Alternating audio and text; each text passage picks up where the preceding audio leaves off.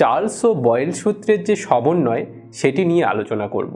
মনে করো n মোল পরিমাণ কোনো একটি গ্যাস রয়েছে এবং যেই গ্যাসটির ভলিউম হচ্ছে v এবং টেম্পারেচার হচ্ছে T এবং এই গ্যাসটির প্রেশার হলো P।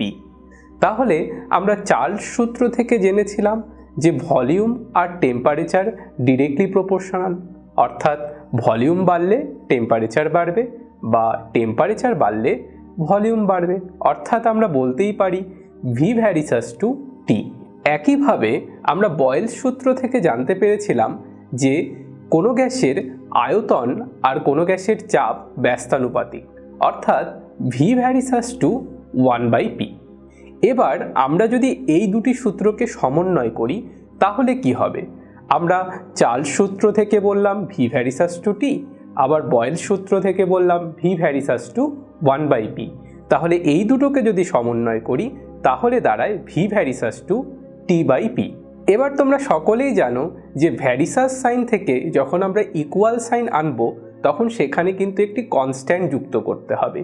তাই আমরা চার্লস ও বয়েল সূত্রের যে সমন্বয়কারী সূত্রটি করব সেখানে V ভ্যারিসাস টু T/P এর পরবর্তী লাইনে আমরা লিখতেই পারি V equal to K into T/P। এই K হলো এখানে ধ্রুবক আর এটি হলো চার্লস ও বয়েলের সমন্বয় সূত্র। সম্পূর্ণ ভিডিও দেখতে ডাউনলোড করো আচার্য অ্যাপ।